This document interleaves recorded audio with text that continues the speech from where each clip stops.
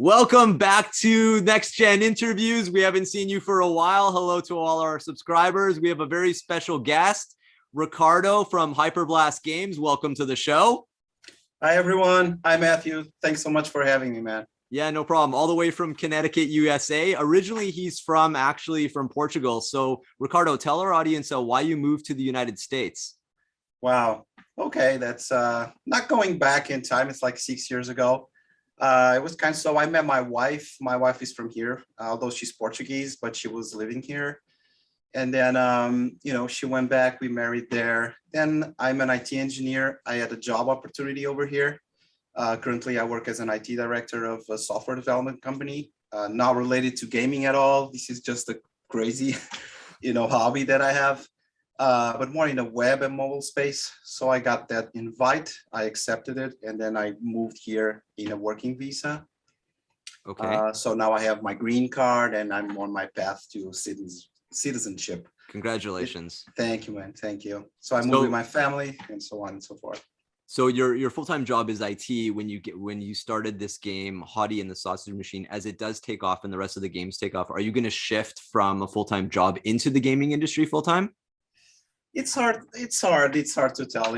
I do this mainly. I don't think much about it because I'm 45 and I have a family. I'm the main support for my family. I have two little daughters. I cannot just be kamikaze and wait that this game is going to make me, super famous and all that. If it does, good. If it doesn't, I'll be happy because I'm taking this as a hobby and take more pleasure. It's more pleasurable to me to accept it that way, given my, my daily tasks and all of the responsibilities that I have.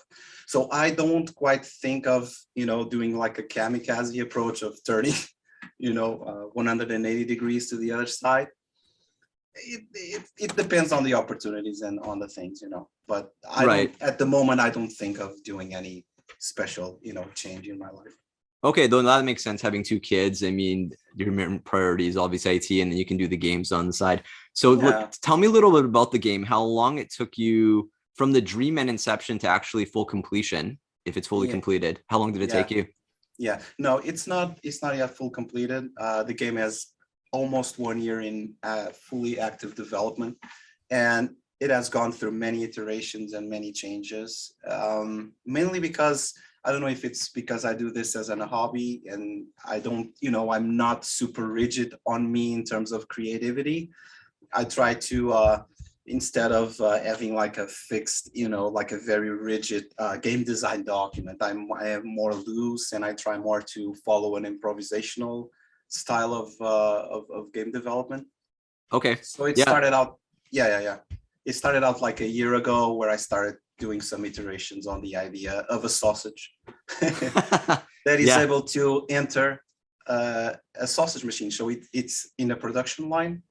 And at the moment where the sausage was going to get chopped, the machine breaks and then zaps the sausage gains life, is able to get inside the machine and looks around instead of seeing, wires and corridors and things, sees a world like Alice in Wonderland.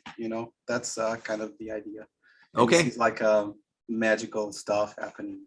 Yeah, the graphics are amazing. Now, did you use, we can get into a little bit, Unreal 4, or did you start with 5 and Unity, or which one, the combination of both for the game? It looks really good.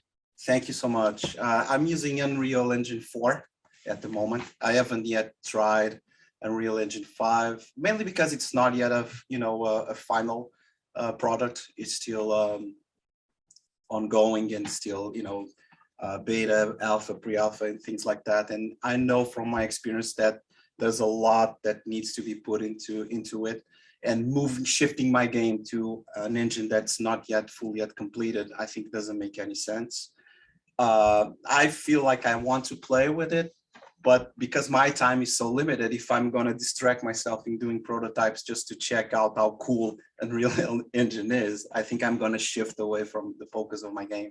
So I'm waiting to, for it to be a final release and then I move on. So all the kinks are worked through. Yeah, exactly.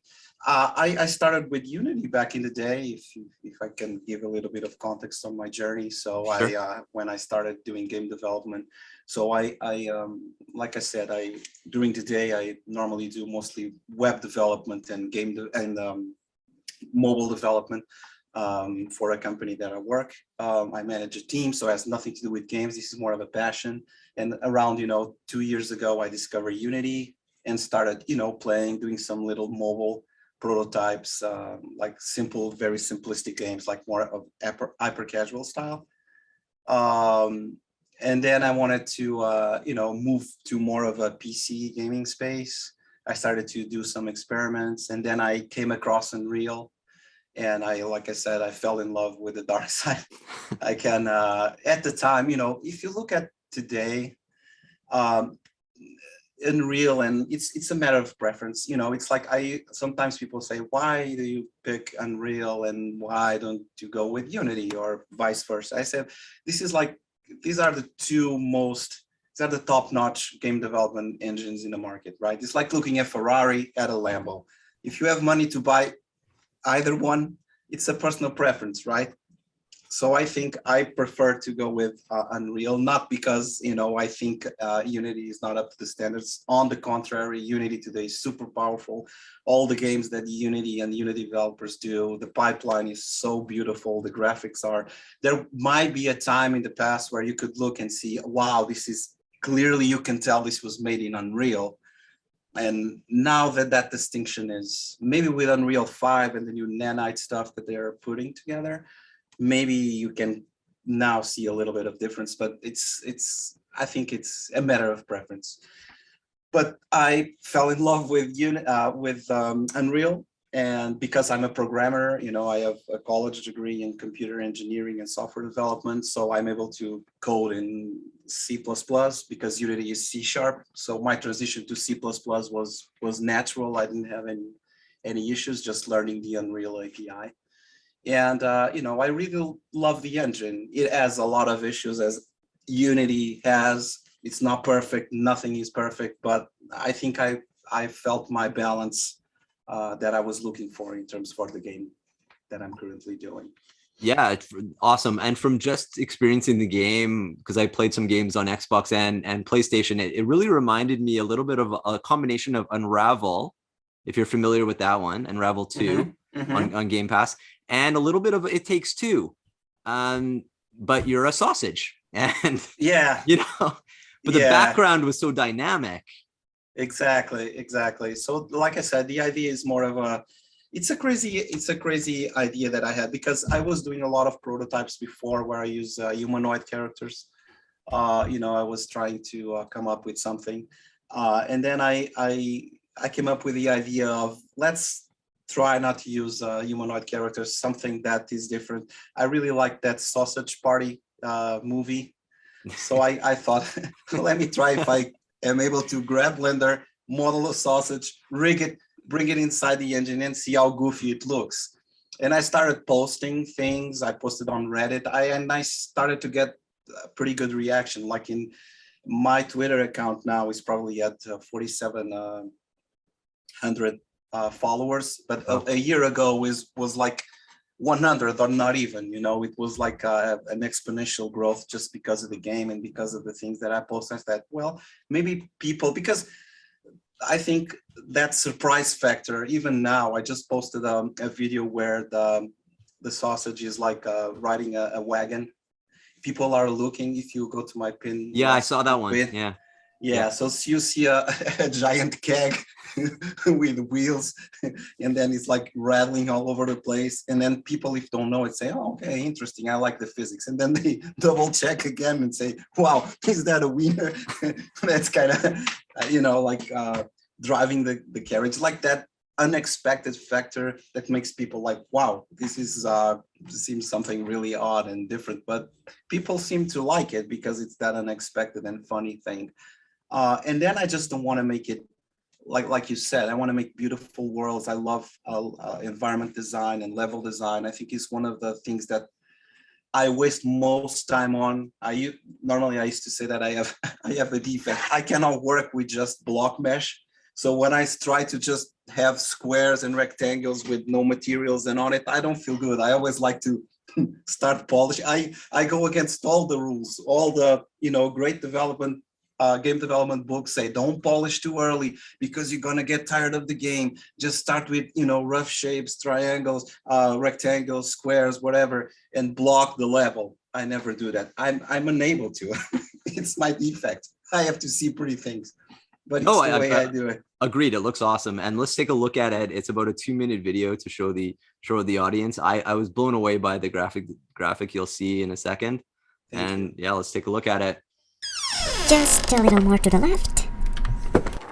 Okay, now I need to recompile the reference to this pointer.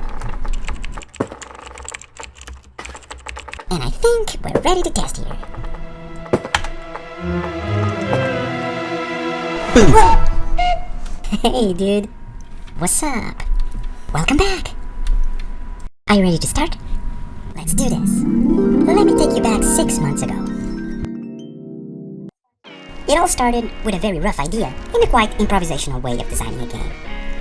There was this sausage named Hottie, of course, that is in a factory production line ready to be chopped into pieces. By a strike of luck, the machine breaks at the exact time he was going through the blades. Hottie gets zapped, gains life, and is pushed inside the machine. Once inside, he finds a beautiful world to explore and enemies he has to fight with, until he finds the exit to the machine.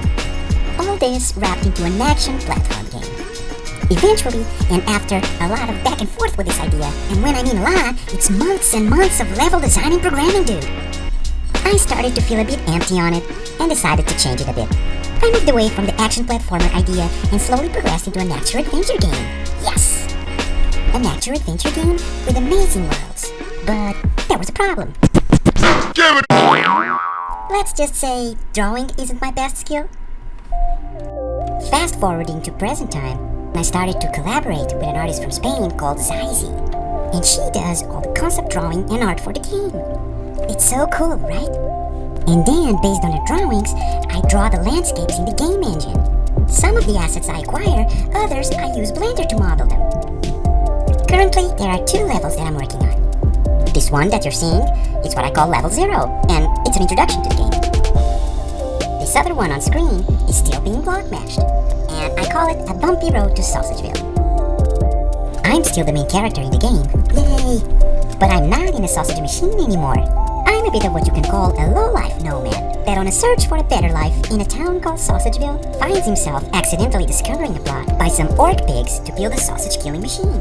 The player is to guide me through this adventure, interacting with other characters, solving puzzles and action challenges, and help me become a warrior to discover where the machine is so that I can destroy it. And this is the main loop of the game. Phew! That's it.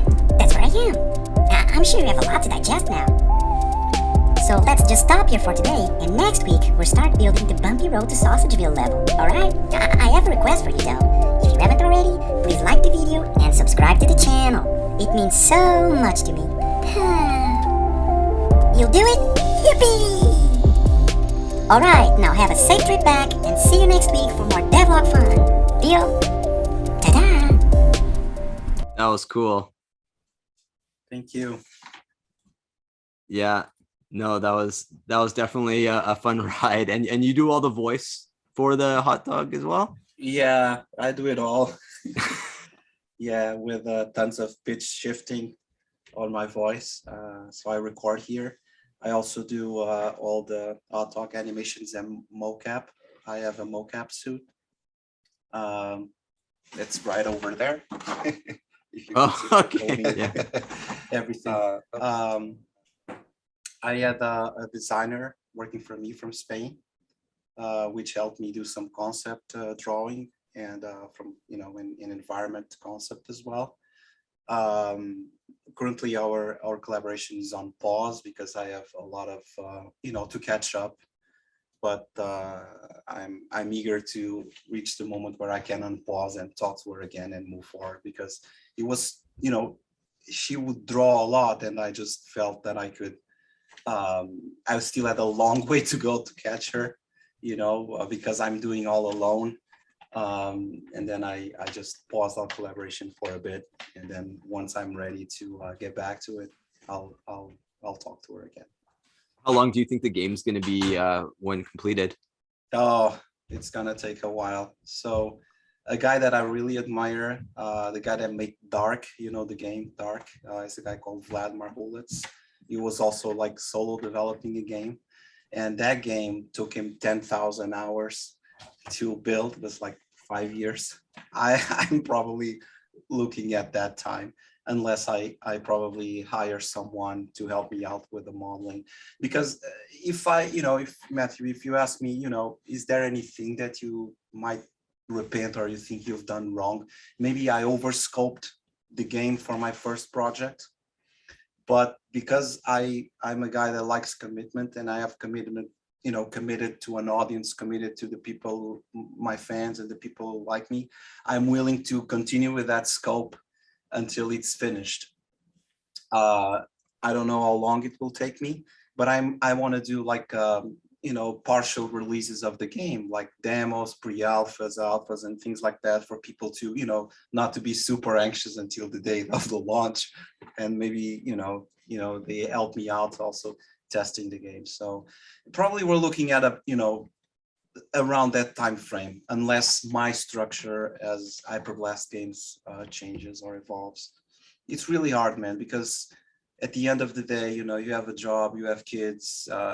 When you finish your job, you have to help your wife with your kids. And then when they're in bed, you come down, you put on your game dev suit and you travel to that world. But at that time, you're exhausted already. It's like, it's maybe a couple of hours of doing stuff, and sometimes a couple of hours in game dev is nothing, because you can waste a couple of hours just trying to do some retouches on a 3D model, make it look beautiful, and then you look at the clock, oh, 2 hours have passed.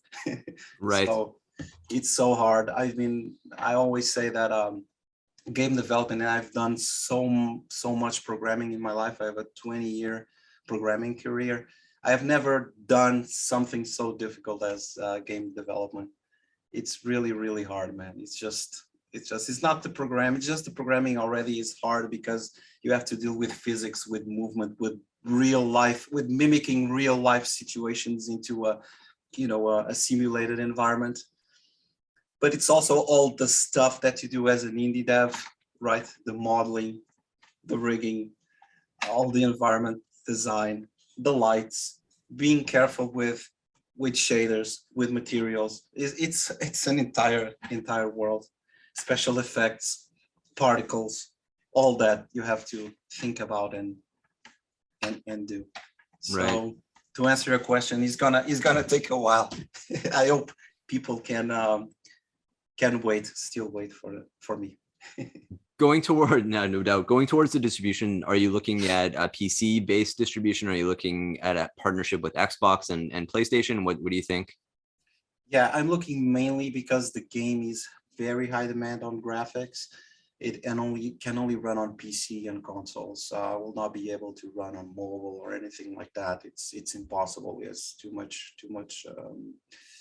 processing power and GPU power is needed. So I want to release it on Steam first of all. Yep.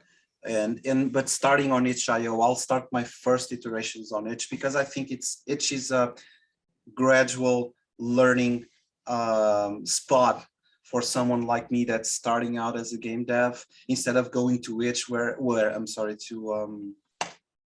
Steam, because Steam is like the real deal. Steam is where AAA games are. Steam is where the all the great indie devs and the great titles are, and you have to be careful there. If you're not gonna do a good job there, you're gonna get unnoticed, and there's no point. So I prefer to start on itch and gradually work my way up until I think I have good material and good products to showcase there. Yeah, that sounds like a plan. That's what I would suggest too, from interviewing a lot of game devs. That's the route that they take. Yeah, because sometimes I see a lot of peers and friends that rushed, and I'm not criticizing in any way when I say rushed. Their objective is, I need to get a page up in Steam. They don't have a game, but they go and put it And then, a couple months or 3 months after, they have no wish lists. Their wish list is minimum. And sometimes I said, it's fine that you have a presence there, because normally people say, hey, where's your game, so that I can take a look at it. But I think a rushed Steam page does no good for you. It's like someone sees it and then already has some sort of preconceived idea of what the game is. And until the game is like really solid and you know what the game is going to be, I think there's a lot of iterations and changes that sometimes may not be understood by the early people that saw your page on Steam and think, oh, this is game going to be like this. So Yeah, I think I don't go there. you're exactly right. Yeah, not the pun, putting the cart before the horse, right? Yeah, and the sausage pulling it, yeah. Which was a cute little video. What games do you play yourself, or what were you raised with playing? What are you passionate about in the game world? Yeah, so I'm from '76. I come from Europe.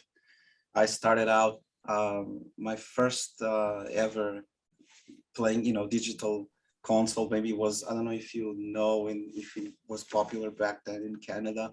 It was those Nintendo Game & Watch things. It was like the Donkey Kong. I had the orange one with dual screen. That was my first. That was kind of the predecessor of Mario. Like the first things that you saw, the Donkey Kong throwing barrels and Mario jumping out. It was not even called Mario. It was just Donkey Kong, the game. And you had this Clumber that was just jumping to get his girlfriend out of the gorilla's hands. So that was my first digital game that I played. Then I moved on to the ZX Spectrum, the Sinclair, which is that little machine 48K, where you had the cassette tapes. In here, it was very popular, the Commodore 64 and all that. Yes. Back in Europe was the Spectrum.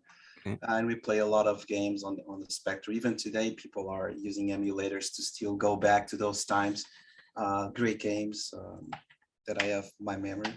And then there was my Hail to the King moment, like that I used to say, which is that machine over there. I don't know if you can see the screen. That is a Commodore Amiga 500. Oh, yes. Yeah, so it's still there. It's my original 30-year-old Amiga that I still have it, and I still have it playing so that I can inspire. It's like my altar, I go there and ask the gods for inspiration. So that's when I had the most, because I was like, when this came out, I was like, probably when I could get my hands on one, because they were so expensive back then. I was probably around my, my teens. And so I played a lot. This was back when I was like 15, 16, around that age. And I remember playing a lot, great games of great classics like, the Bitmap Brothers, Speedball and things like that, Turrican 2, a lot of those great games back in the day. Secret of Monkey Island and all those great adventures. Then I went through the PC era. I was big into the Sierra space, into the adventure game, Leisure Suit Larry and all those King's Quest, Space Quest, and all that thing. I was a big fan. And then today I play more, and then I went, of course, to the consoles, all that, the Mega Drives, the Sega Saturns, PS1, PS, all the PSs and also so on and so forth. Today I play more because my time is so limited. When I play a game, is more in the perspective of study a certain mechanic. So I like to, get a game and study how they do it when I have some sort of question on, how am I going to implement this sort of jumping mechanic or fly mechanic? Or I like to get a game to get inspired on. I play a lot on my Switch because it's really convenient to, once you sometimes you go to bed and you just have the Switch and you play. I play a lot of these days Metroid Dread. I really love that game. It's so cool. All the Mario Odysseys and Zeldas and things like that. I also have a PlayStation 5. I was lucky enough to get one. You and I both, yeah. Yeah, I was lucky enough because I got that email from Sony. Around Christmas. I was like a little kid, like rubbing my eyes. Is this true? Like they said, we have a limited number of consoles. Here's the link for you. I said, no, this cannot be true. I Oh, look so like a you little got in. kid. I got in and I got it. So I'm playing Elden Ring. Oh, wow. Yeah, I'm playing it. But I really love the game. It's really, really awesome. But it has a lot of issues, man. It's has a lot of, I probably would say bugs. With all the respect to the game devs, I want to. What kind of bugs are you seeing? I haven't played it yet. I just know that it's really hard to beat a boss. Sometimes it takes an hour to beat a boss. Yeah. I've seen stuff like there's like sheeps rolling. I have a TikTok account. If you go to my TikTok, I have a TikTok there where the sheep is rolling like in infinite loop. Things like that. I see that they are, the collisions on the characters. Sometimes they don't, they opted for not doing them in, especially the cloth collision with some of the props. You see the clothing just going through. I've seen people showing me that some things when he kind of flies, he gets stuck in air, and then it's closing that, it's forever in that loop, things like that. So I think it has still a lot of problems. I think the developers are addressing it, but nonetheless, it's a beautiful game. I mean, who am I to say anything? It looks good. What I've seen on YouTube is that one guy was complaining that when you would go to the ends of the earth on Elden Ring and there's nothing there, he got really pissed off. Yeah, so it's a bit of those things where you're not expecting like a AAA game to have those types of behaviors. I mean, you just expect a simple thing like you install it for the first time. They let you play, but it's not clearly like evident that the game is already fully installed. There in the background, they are downloading stuff, but they let you play, and you start playing believing that you are already in the game, and then you reach a certain zone and want to get in. It says, wait, the game is still installing, but you go like, where? I didn't see any message, but it's right in the main screen, like a little thing at the top, or if I'm not mistaken, that shows the progress of installation, and it's very easily missed because you don't see it. So it's those kinds of things, plus all the other things like you are mentioning that kind of make you feel a little bit that the game should probably need a little bit more time in the development, but they wanted to release it. And I think if everything has problems, we've seen with Cyberpunk, we've seen with a lot of other titles, I think as long as the developers are willing to, we acknowledge these problems are going to get fixed, and they actively work on it, I think some of the consumers are able to understand that process. So it's reasonable that the game is not fully perfect in a sense. Exactly. Like we're seeing the same things with Horizon Forbidden West. We've received already like 2 updates on PlayStation. Exactly. For that game. I haven't played it yet, but I want to. Great adventure game. I recommend it. Yeah. Start with Zero Dawn first, so you get the story base. Okay. Then go to Forbidden West, and then you'll enjoy the graphic upgrade to Forbidden West. And perfect. Yeah, I mean, I give kudos to Halo on Xbox because we've had no update for that one. They waited enough time, to launch Halo to get it right, so they wouldn't have these bugs that we're experiencing right now, like you just mentioned with Elden Ring, like we're just experiencing with Forbidden West, correcting the bugs. From an earlier interview that I had in the beginning when we launched this channel, I learned a lot about how the game developers in the AAA world, they use so many plugins in the beginning to launch the game that when it comes to the consumer, all these plugins cause bugs, and then they have to revamp it and create fixes for them because they wanted to release the game, which is what you alluded to. Yeah, exactly. That happens a lot. I remember a game that was super hype. You remember Anthem, that game with the robots? That happened as well with Anthem. They sold this great idea of a game when they first presented it at a GDC, and then when they launched it, the game was filled with bugs. The game crashed immensely, and they were I think it's critical. It's critical if that thing happens. But as long as you address it quickly, you might end up with a solution for it. Unfortunately, I've seen like in Anthem, it killed the game. In Cyberpunk, it killed the game. Yeah. So as long as there are not a lot of stuff, I think, and the developers act quick, I think it's understandable, you know. Exactly. So what games are you looking forward towards 23, 24 as we head into the Unreal 5 and Unity wars?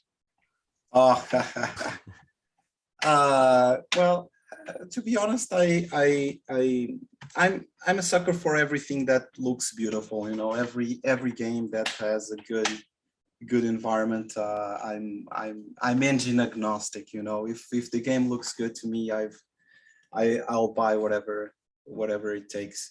I'm now forcing myself, because as an indie dev, I think you need to kind of look at other indie devs and also understand that process. Force myself to buy more indie games, because currently, right, we have also that tendency of, oh, okay, I'm going to buy, you know, Elden Rings, or I'm going to buy Spider-Man, or I'm going to buy, you know, and there are so many good indie games that it's hard sometimes, you being an indie game developer, not looking at them and not giving the attention that they deserve. I don't have anything special, to be honest. I just anything that looks good to me, I will just I will get it. If like I said, in the perspective of not only helping indie devs but also learning from what they did. I'm much more now a learner, a player, than just an hardcore player. You know, I play it because I want to learn something from the game. That's exactly. Yeah, so I don't have anything in mind. My friend Ari, who run the YouTube channel, we're with you on this one. We like amazing environments to walk around, but we focus on the narrative. We want a good story. We want character development. Exactly. We want the background of the players. That's what we look to. We're looking at in the future. We're excited about Gotham Knights. That looks great. Did Batman really die? We'll find out, because he's in, you know what? He's in cinema on May 4th. So they got him in the movies, but they killed him in the video games. How does that make sense? So we get Batgirl, which has her own show also on Netflix. So they're developing more of the female protagonists, which we're seeing in a lot of games as well. Yeah. We're seeing, you know, Forspoken, which is going to give you that environment of spectacular electricity, as I would say it, with Freya. So you have a female protagonist. Of course, we're still waiting for the new Tomb Raider. When that's going to come, they're celebrating their 25th anniversary this year. That's so going to be huge. I hope so too, because we just finished Shadow of the Tomb Raider, and she said, you know, I think I'll stay in Mexico. And I was telling my friend, yeah, I think we're going to start in Mexico. Yeah, no, those are all great games. And then we have Hogwarts Legacy, which is coming if you're a Harry Potter fan.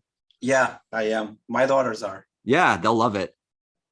Wow. I have to check that one out. That's coming October. We're thinking October 10th to the 17th, because Gotham Knights just announced October the 25th. Oh. And of course, like what you were saying, Spider-Man 2 with Venom. Yeah, that looks really good. Starfield on the Xbox platform is going to utilize all the 12 teraflops that my machine has that I've never seen yet. Project 007 got announced with James Bond, with Mr. Craig leaving James Bond in the movie. I don't know if you've seen it, but I haven't seen the movie. No Time to Die. It's a good one. Not for your children, just for you and your wife. Yeah, if you're a James Bond, if you're a Bond fan, it's the last movie he's acting in. So they're actively searching for a new James Bond, but I think the game's going to come out also when they're going to be releasing a James Bond.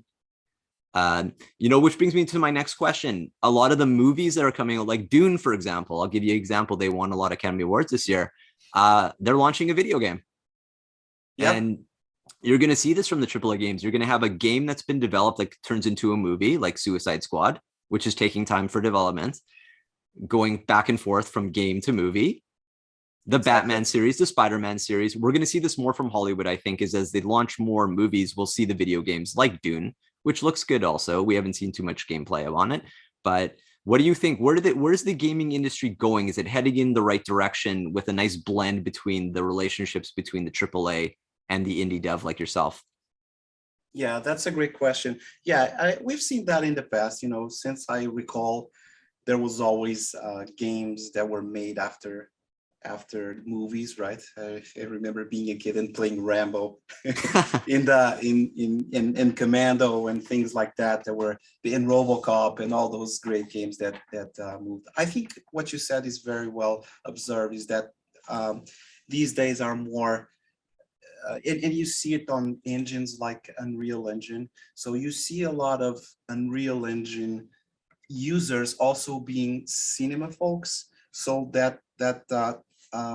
when Unreal first launched the cinematics, so they have a cinematics module. I think it was already with the intent of bridging the gap between game development and cinema. So I think things are interchanging more and more. So you're gonna see, because the technology today kind of weaves itself between one border and the other. So it's really, I think they have a really easy transition between both worlds, right? So if you can do something, special effects right in the engine, then imagine if you're doing, so like Mandalorian, for instance, was done using Unreal Engine 5. If you want to do a Star Wars game with Mandalorian, maybe you already have a lot of stuff inside the engine. So for the game devs, it's easier to get that footage from there. And so I think like you said, the border will be more and more like thin between the both worlds. I think it's natural. And one thing that's going to happen is that because the technology is getting so powerful, I think the transition between what's a movie and what's a game is going to also be super narrow. Sometimes now you are playing, you're like, oh my God, I can't believe this is real. This is sometimes insane what game engines and GPUs can do these days. Well, so I'm exactly. totally with you. Exactly. That's what we're seeing too. And as the VR headsets get more advanced too, where you're actually going to be part of the game, that's going to be a different world too, where I've heard of people falling off of counters and like you play Resident Evil 7 in VR. Not in VR. Dude, I like the Resident Evil franchise. I played Village. Yeah, I couldn't. I'm gonna tell you, the first times I'm here in my basement, I couldn't play it. It's so damn realistic. It scared the heck out of me. I was just playing. You were in the dark, and suddenly something pops out. You just, oh my God! It's like, because it's so real. It's just, it seems like you're in there, and the sounds and everything is so perfect. So it was one of my absolute favorite VR experience, Resident Evil 7. I will have to experience that myself. Yeah, it's awesome. But be careful, play it a little bit, get used to the environment, because you're gonna scream. It's not scream, but you're gonna get scared sometimes. I got frightened from just playing Village. Yeah. just check if you're on YouTube. Just check some reactions of people playing Resident Evil 7. Yeah, it's really, really badass. The movie wasn't, I saw the Resident Evil movie. It wasn't that scary. I mean, compared to playing Village, because you're using headphones. And if you're using headphones with the PlayStation, you're getting behind you and on the side of you, like a game like Hellblade, which has the voices. That drove me crazy. And Village, it was the atmosphere, the darkness of the castle. I wish that he would have been third person, like your beloved hot dog. I mean, like I ask Ari all the time, is it better to put them in first person or third person, or when they shoot, should they be in third person and then come back to third person? Should you give the player an option to switch, which I've seen in games, to be third person or first person? I wish Village would have been third person, so you get to see all of him. Yeah. But it does change the dynamics when you shoot the weapon, when you're battling the characters, which is why Resident Evil probably went that way. It's different. The approaches are different, and mainly if you're doing both, you're gonna get double the work, because the animations you have for first person can not be the animations you have for third person, because you might have, if you're even just the idle animation, if the idle animation on third person is has a lot of movement, you know, like the character is doing, you know, waving his body. If you put that in a front person perspective, it's gonna make you a little bit sick, you know. So you gotta be, you know, less wavy with the animations. Then the level of detail of your character, if it's in first person, at least the hands and the arms and the weapons have to be totally different from it's the first or third. The camera angles, everything is totally it's different. But I agree with the perspective of the option of giving the option to the player of giving them the ability to say, okay, if I want to go to first person, I will do this, and this is gonna, when it makes sense, it's gonna be more immersive now. But I need to see more of the environment around me, more of the enemies that I have in the room. So let's me, you know, focus out and just go to the third person mode.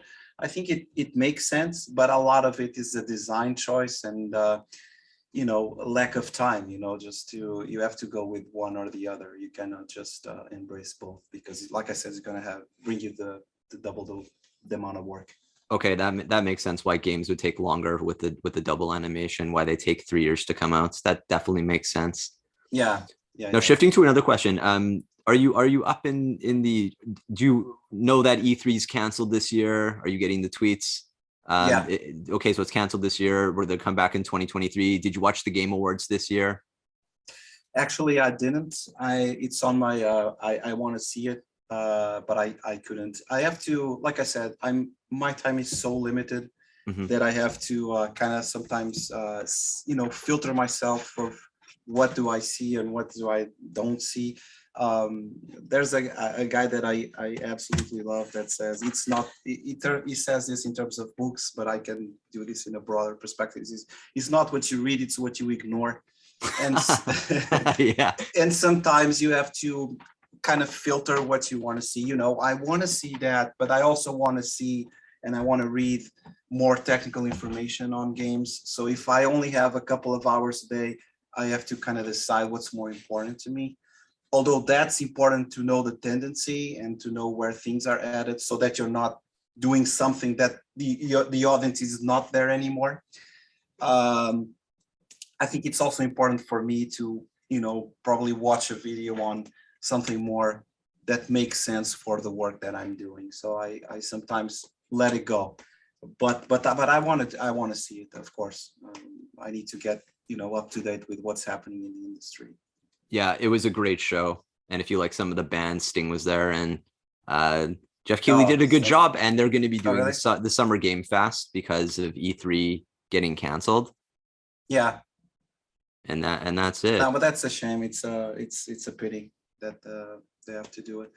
But I definitely want to see it because you know, there's a lot of all the novelties there, right? What's going to happen, all the new titles, all the stuff, hot stuff that's coming.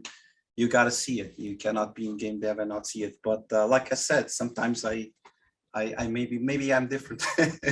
I just wanna have time to do my game, and sometimes it's hard to be everywhere at the same time. I understand. With having a young family, you can't be the superhero. You know, put a little cape on the hot dog and fly away. You know, I completely understand.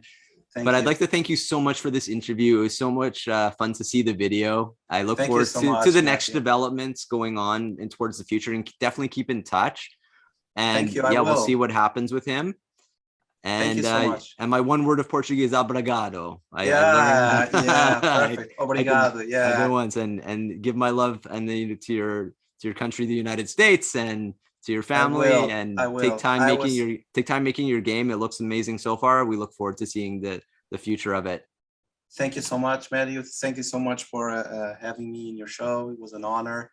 I always had a good feeling on Canadian people. They were super nice, and you just proved that to me. Super friendly. Thank you. Thanks so much, man. All right, keep safe. Okay, you too. Bye-bye.